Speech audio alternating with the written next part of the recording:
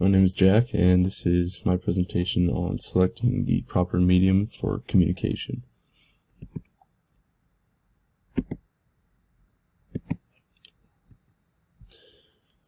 In looking into deciding factors for selecting the proper medium, there are three things I like to look at, those being audience, the importance of the message, and the size and complexity of the message. When looking at audience, I think about who am I talking to. Is this just one person? Is this a group? Is this a client?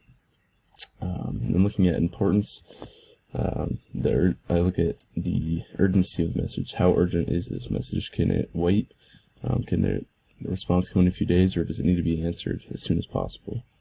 And the size and complexity, I'm looking at what is the content of the message.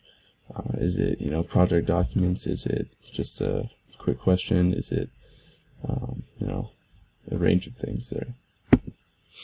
And getting into actually selecting the medium, I come from a construction management background, so generally I use these four mediums. Those are email and text, phone calls, video conferences, and face-to-face meetings.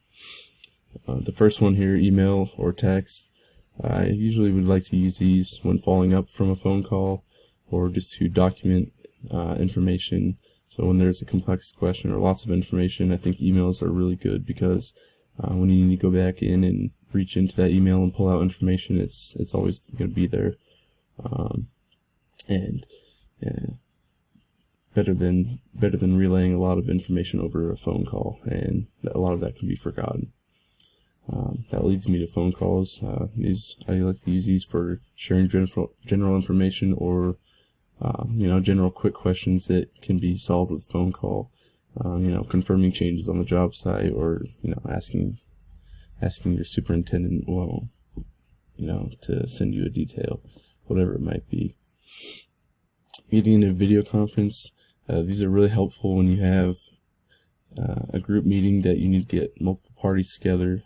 Sometimes you don't want to have everyone have to meet in person, on site, wherever it may be. So these video conferences great for groups to come together, solve problems, and get to a general consensus on what needs to be done.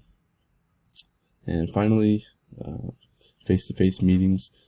These are used for weekly meetings, serious meetings, and serious changes or questions that need addressed as soon as possible, and you get everyone together and get them into a common solution. Face-to-face meetings are really good for figuring out problems.